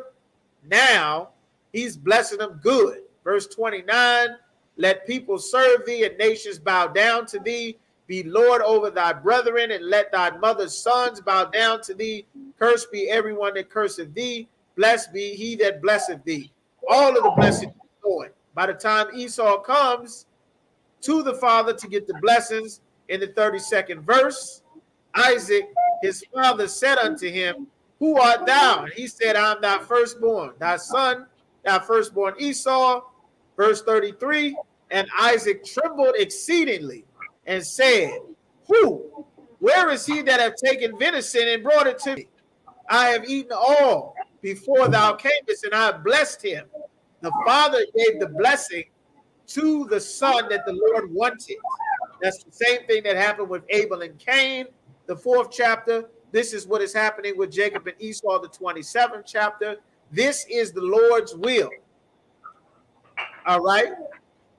That's why your name is very important. That's why you come into the truth. You earn you a Hebrew name, a name that is not Jimmy or Ricky or Timmy, all of those names that we got from our oppressors. Our names actually mean something, just like they did in the Bible. Now, verse 41. Again, remember in Genesis chapter 4, Cain got very angry, rose up to kill Abel, because the father loved Abel, did not accept Cain, because Cain, what he did was wrong. The Lord had chose Jacob from the womb. Esau did not get the blessing. It went to who the Lord wanted. Verse 41. And Esau hated Jacob because of the blessing wherewith his father blessed him. Same as Genesis 4. And Esau said in his heart, the days of mourning for my father are at hand. Meaning my father just died. He's going to mourn for my father. Then will I slay my brother Jacob. That is the same spirit that was on Cain in Genesis the 4th chapter, to murder his brother, because the father did not accept him. He did not get the blessing because he didn't do what was required in Genesis the 4th chapter. The Lord's purpose was born back in the earth. Mind you, Cain did not pay for what he did. The Lord had that mark born on him when he came back into the earth. This is why those precepts are matching up. Now you're seeing this man is still out to murder his brother. All right? That's why they killed us. That's why they still killing us to this very day. You understand? And the Lord separated us. So now, because we did not obey the Most High, we were supposed to rule and get the blessing. The Lord told us in Deuteronomy, the 28th chapter, if we did not obey him, then the Lord would punish us and give another nation our power. The nation would drive us to jealousy. That is the Edomites, Esau, and Edom, the so-called Caucasian. Now, we go to Job chapter 9 and verse 24. The earth is given into the hand of the wicked. He covereth the faces of the judges thereof. The wicked rules the earth. This man is the wicked. Remember what it said in Genesis, the 4th chapter, sin will lie at the door for you. You will be the man of sin. That's why it said, all right? All right, so let's get that. Shalom, not Jazar. Okay, we're going to come to y'all 2 questions. Let's get that. All right, Rashad, give me your question. Then I'm going to come to Natazah. Okay, Shalom, boy, should break it up. Give me your question one more time. And James, let's get that. Is James chapter 4, verse 17.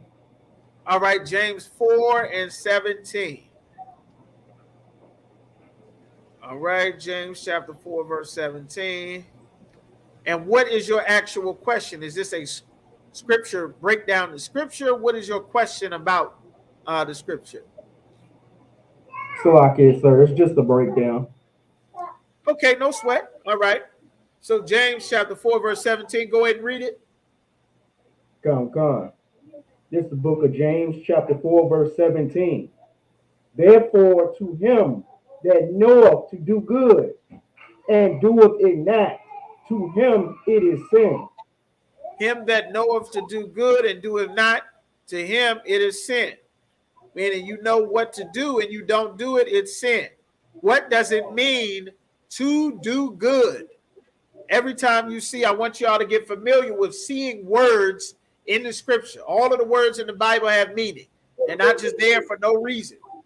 What does it mean to do good? So like to keep the law.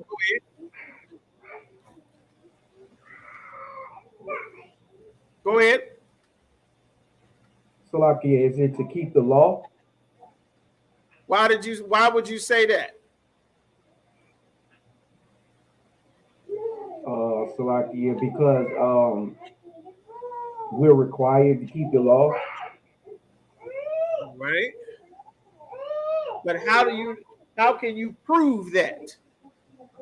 I understand that you're saying it. How can you prove it though?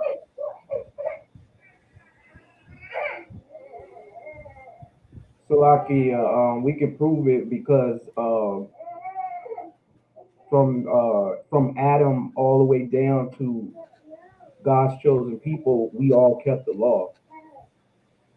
We did not keep the law. That's why we went into slavery.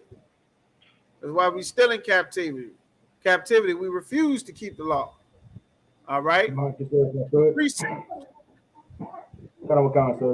chapter 7, verse 12. Wherefore the law is holy.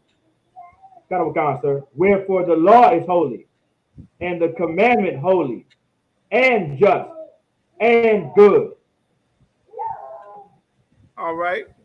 I'll take that. There's a better one in Matthew.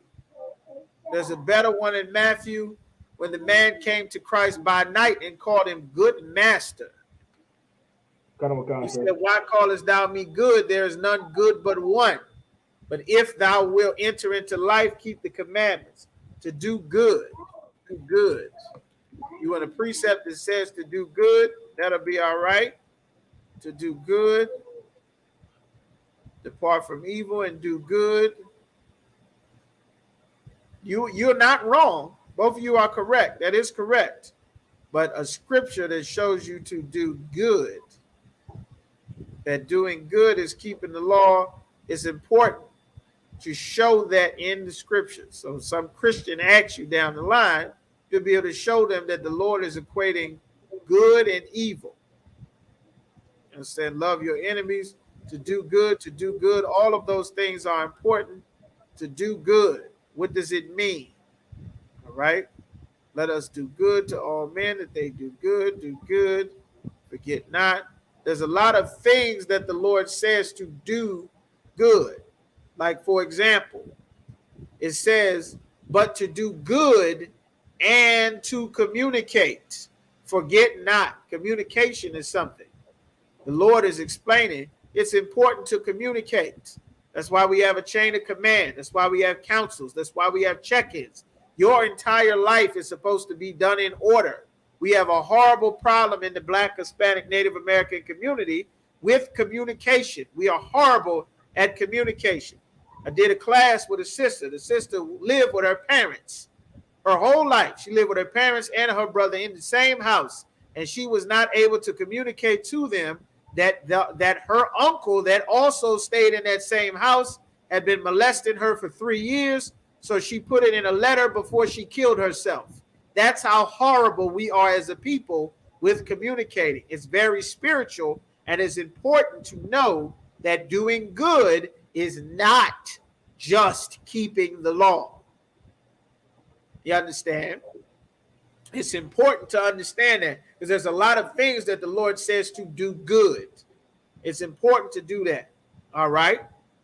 So to do good, if you know something, to do good and you don't do it to that man, it is sin.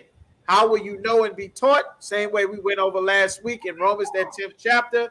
The Lord rose up prophets to tell you what is good. Just like the Lord rose up Moses to tell our people what was good. That's how you learn. You being taught what is good. What does the Lord say is good? It's a good thing to not talk to somebody else's woman. Don't be alone with her. Don't sit down and eat dinner with her. You understand? It's a good thing. You understand? Like it's a good thing to not be around sinners who want to eat pork, crab, shrimp, and lobster. Because when the Lord kills them and you're around, Lot lost all of the wealth and inheritance he had when he lived with Abraham, because he moved to Sodom and Gomorrah and lived with sinners. He lived around very evil, wicked sinners. And when the Lord destroyed Sodom and Gomorrah, everything that Lot had was also burned up in Sodom and Gomorrah. His wife died because she was more attached to Sodom and Gomorrah, too attached. She turned into a pillar of salt. She was not supposed to look back. These are just examples. All right. So does that answer your question? You need some more. Just let me know. All right, Most High in Christ. So now said, can he get a breakdown of Jeremiah chapter 51 and verse 2? Officer Natazab, Jeremiah 51 and verse 2. All right, let's get that. Isupk 2020. Just make sure you click the link, sign in for attendance. All right, so we can get you down for attendance on Instagram. All right. Just make sure you got all the attendances there, Yarash. All right. So now we'll be at Jeremiah 51 and 22. Let's take a look.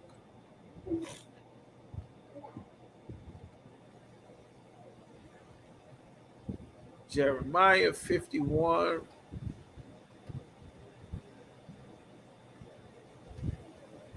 And verse 1 and 2.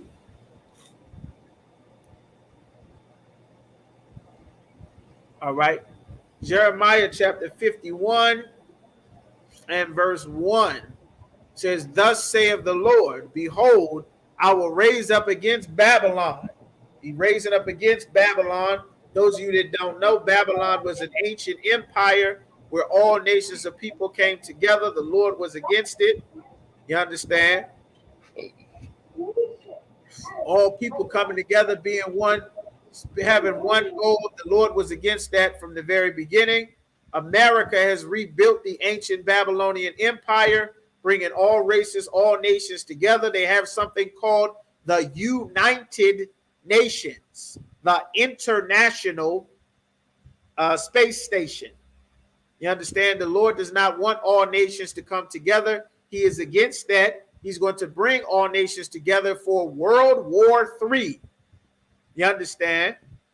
Right now, people are learning in Ukraine that if you are black or an African, you finding out that maybe God did not want you there in Ukraine. You thinking you're free to go and travel and be wherever the hell you want.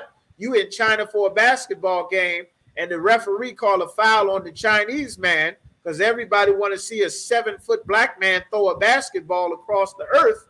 And now it's a whole goddamn town of Chinese calling you, nigga, go back to China. Get out of China. They saying that to you because they don't want you there. Just because you are the entertainment doesn't mean that you are welcome. That doesn't mean that you are one of us because you dance for us and you throw a football and you box for me and you sing for me and you dance at my halftime show at the football game. That doesn't mean that you are one of them. You understand? But our people are so desperate for the slightest drop of kindness from all of the hell that we suffer at the hands of our oppressors in his empire that you will be desperate and willing to give your entire soul just for a drop of kindness. You understand? And that the Lord wants to stop. So it says he's going to raise up against Babylon, against America, and against them that dwell in the midst of them that rise up against me. A destroying wind. A wind is going to rise up and destroy them. It's talking, you understand? Let's get some more. And I will send unto Babylon fanners, a fanner that shall fan her and shall empty her land. Meaning the Lord is going to send other people to fan this wind. You got a wind that's blowing, and then there's somebody that's fanning, spiritually fanning, to make more wind, to make the wind blow bigger, to do more destruction.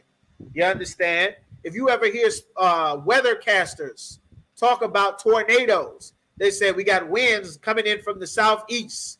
We got a cold front coming, and when it meets the Pacific air coming in from the north and from the southeast, is going to create a funnel, and you're in the danger zone for the eye of the storm, and the hurricane this is going to touch ground. Well, the Lord is saying he's sending fanners to make a bigger and bigger storm to do as much destruction as possible against Babylon. The empire of Babylon itself, the Babylonian Empire, Jeremiah was in the Babylonian customs from the Babylonians as well. That's why in Jeremiah the 10th chapter, it talks about that Christmas tree, which has nothing to do with Christ. It is the tree for the Nimrod, from the Babylonian king, Nimrod. Jeremiah was in there. You understand? Jeremiah prophesied about it. The Lord has always been against that tree that all you Christians put up for Christmas that God said not to do back in the days of Jeremiah, long before Christ was born or Christmas was even created. It was for the Babylonian king Nimrod. Very ancient, very old custom that the Lord told us never to do. It says, that shall fan her and shall empty her land. For the day of trouble, they shall be against her round about. More people are going to be against her. So when it says, in the midst of them, and against them that dwell in the midst of them. So you're in Babylon, and then you got them that dwell in the midst of Babylon. What is Babylon? All nations live in Babylon. The Chinese are in America. The Russians are in America. The Greeks are in America. The Koreans are in America. Everybody is in America. Where the Lord never wanted all nations to come together. Everyone is piled in America. That is against God. That is why Christ said in Matthew, the 24th chapter, there's going to be wars against kingdom. That's Russia versus Ukraine. That's America versus Russia, China and Taiwan, China and America, Turkey, Saudi Arabia. All of this prophesied in Ezekiel, the 38th chapter, Joel, the 3rd chapter, that whole chapter there. Also, this is more destruction coming to all of the nations. This is what it's talking about there in the Bible. All right. So it's saying fanners.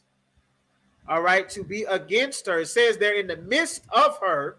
So they're in the midst of them that rise up against me. A destroying wind is destruction coming to all the nations. Destruction coming to Babylon, just like it says in Revelation. All the nations that have committed fornication with her, they doing business, they doing deals, they doing trades, they getting rich off America. They got shops, they doing selling and trading. That's how they're able to shut down Russia's banks, because Russia is doing trading across the world. You understand? So it says, for in the day of trouble, they shall be against her round about, against him that bendeth the archer, bend his bow, and against him that letteth himself up in his brigandine, and spare ye not her young men, destroy ye utterly her host. Her host is her army. You understand?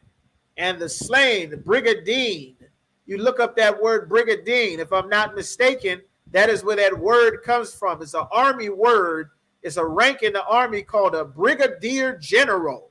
You understand? Let's see if that's the same word. We're going to look that up. We're going a little bit over the time. All right, let's get that Webster's dictionary. Get that Webster's dictionary and look up the brigandine. This is warfare is talking about in the Bible.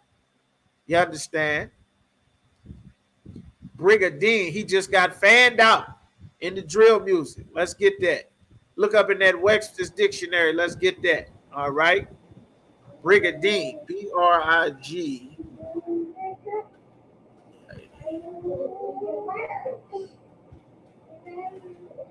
Brigadine.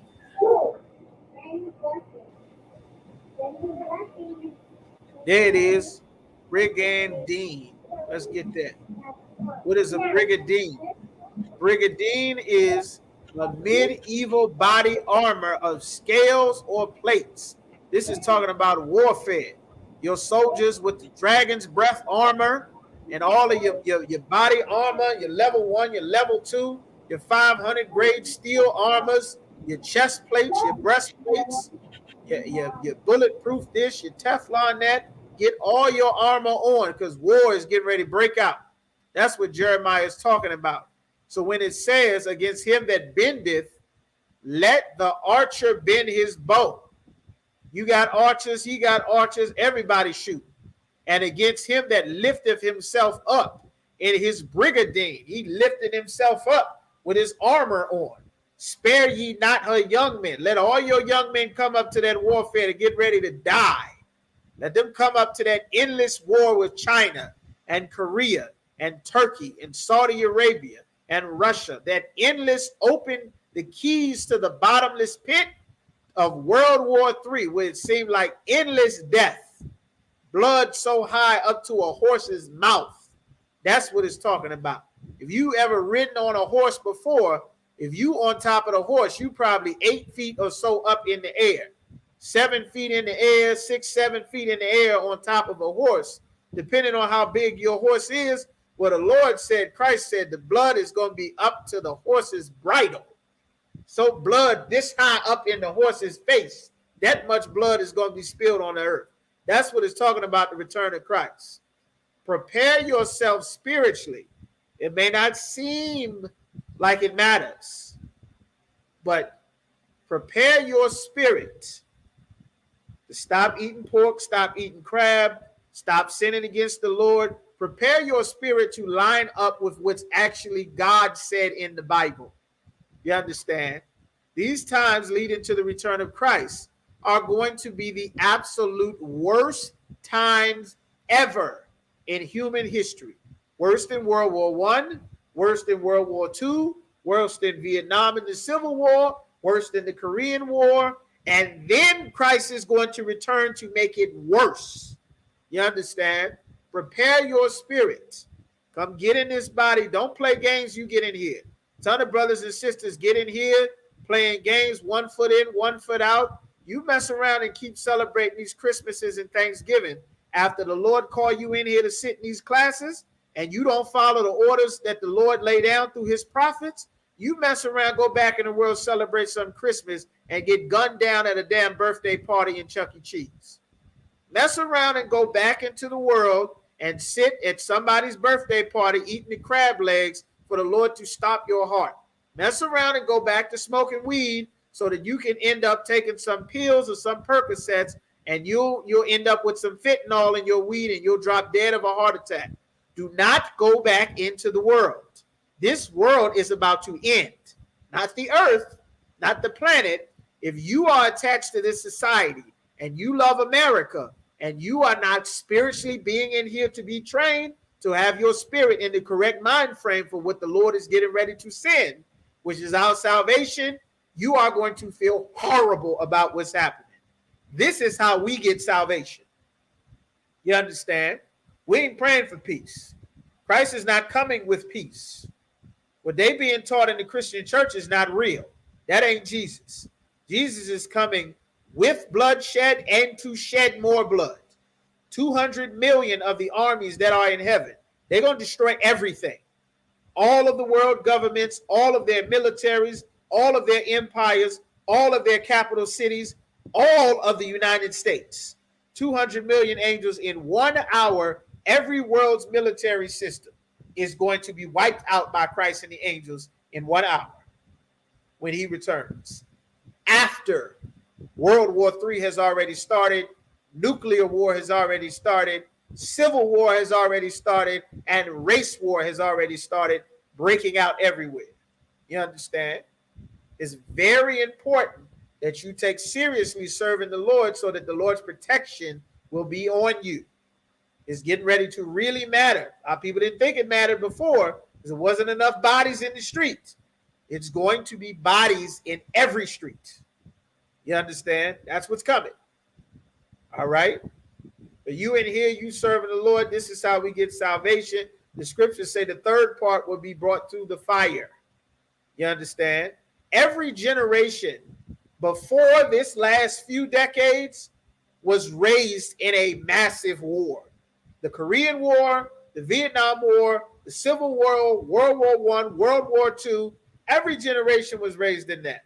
All of that feminism, I don't need a man, I'm woman, hear me roar, that's a luxury after men have built a society where you have a 911, an emergency system, a government, a court, all that defund the police nonsense. When they're not paying the police to police the cities, they're going to double back in your neighborhood because they know you are the one without a man. They know you are the one all on the internet and Facebook out of all the females the Lord created that thinks you don't need the man of your species. And whatever they want, they're going to be able to easily come and take from you.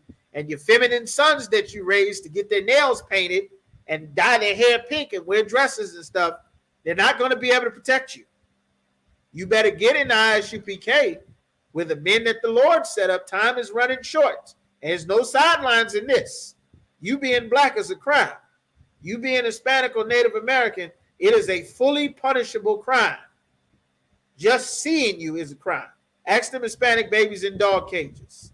It's a crime to be Hispanic to America. It's a crime to be black to America. And if the Lord's protection is not on you, you're rolling the dice. You understand? All right, brother, let me know if that answers your question. All right, we up over the time. And Officer Not Dissolved, let me know if that answers your question there. All right. If not, we'll get the rest of it next week. Just go ahead and type it in. All right, so we up over the time. All right, so we are the Isupk. We started out of 1 West 125th Street, Harlem, New York. Room for new brother and sister. The brother and sister comes into the school. They're off limits for 6 months. They're to be saluted only. They're here to learn and shed themselves of the world. That's a very important time. Commit yourself into this body, into the work of the Lord. Stand with the Lord. Stand with the Most High.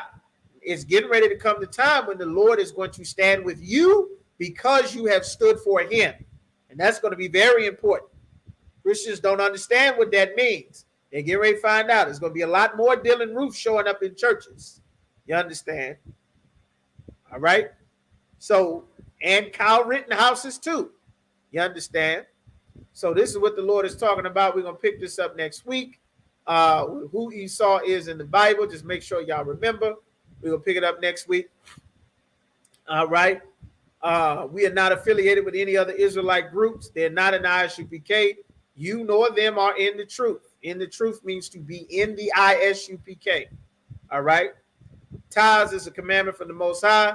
10% of every penny of any increase the Most High gives to you, you give to the school. Give to Commanding General Yohana. You go right, isupk.com. The priest always collected the tithes. For all you simple Christians and fake Israelites that say the tithes is not money, well, send in your damn corn and your broccoli and your carrots, which you're not going to do anyway because you're a greedy bastard that only cares about yourself. Just like Michael Jordan, who spent $650 million on a damn a rare Mercedes-Benz, while all of Chicago slits its throat in poverty trying to survive.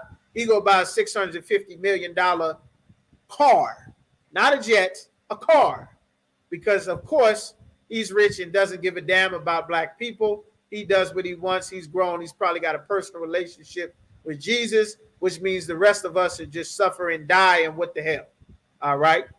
So that's there. Go right to isupk.com. Pay your tithes and send a receipt right there. You understand? All right. If a brother or sister has an interest in a particular person, they're to seek counsel from their head to speak to a brother and sister. You go and notify your camp leader. You want to speak to a brother and sister, find out if they're available. They'll get back to you to speak with their camp leader. That is the process. That is how things are done. So many relationship and marriage problems with Israel all the time. All on Kevin Samuel's channel. Everybody repeating what they've heard the Isupk say for decades. Now hearing it from other people without us saying it, everybody realizing that we was right the whole damn time, and they should have just listened to us back in the 60s like the Lord said. All right? Okay? And upcoming high holy days, we have the Passover coming up on April 15th, Cocoa Beach, Florida. Get your flights, get your tickets, your hotels, pay your Passover fee, $200 every adult over 17 years old. They got a children's party for the Passover, Hebrew Academy graduation, the slaughter of the lambs, the general's boating trip. The fishing trip is already filled up on Tuesday. You got the fish fry, Hebrew Academy graduation on Thursday, Passover Friday, Feast of Unleavened Bread Saturday, a packed week. Make sure you book your hotels, your Airbnb, pay your Passover fees, send in your $200, all right? All right, you need to link, contact the school in your area. If you are in another city or state, we have Isupk schools all over the planet, all up and down Central and South America, all throughout the Caribbean, from Canada, all over the United States. At the end of all of our Isupk camp speakings, there is a laundry list of all of the schools on isupk.com. There's a long list of all the Isupk locations where we have classes, where we have speakings. Get in contact with the school in your area or the school closest to you. Don't just sit and like videos on the internet or watch classes. Get into the body. Get in the body. You understand? Get all the way in. Don't sit on the outside. On the outside, you on your own. Don't be on your own in this day. All right? Get all the way in. Lock in. Because that's where the protection is. And you are very going to need that protection. All right? And lastly, if any brother wants to become a trooper in the school, they have to wear all black. Boots, shirt, pants, headband, war scarf. Do not let your mommy, your woman, your wife, your kids, your mom, your parole officer, your job, your girlfriend, your baby mama, don't let anyone stop you from standing with the Lord. Because when the Lord sends the death angel through in World War III and all of the bloodshed Christ talked about in Matthew the 24th chapter, you having not stood for Christ, the Lord will not stand for you when you end up at that traffic stop with Officer Killer Brother. The Lord will not be with you. It's like he was not with so many other brothers and sisters. And now you are hearing it from a prophet of the Lord. Don't play with that. The Lord call you in here, get all the way in here. You a sister, cover your head, pay your tithes, get all the way in here. Now is the time to change. Life and death is around the corner. Very, very quick. 911 is going to be shut off. Gas stations are going to be empty. When there's world war, they're going to need all of the oil and fuel to send to the fighter jets and strike carrier groups to go all over the world. Won't be gas for you at the gas station. Grocery stores get empty. Won't be chicken wings and Takis and potato chips and baby wipes. Won't be none of that in the gas station. You're going to need a nation and brotherhood and sisterhood. You go and trust Christians and Muslims if you want in a disaster and ask them what happened in that Superdome after Hurricane Katrina.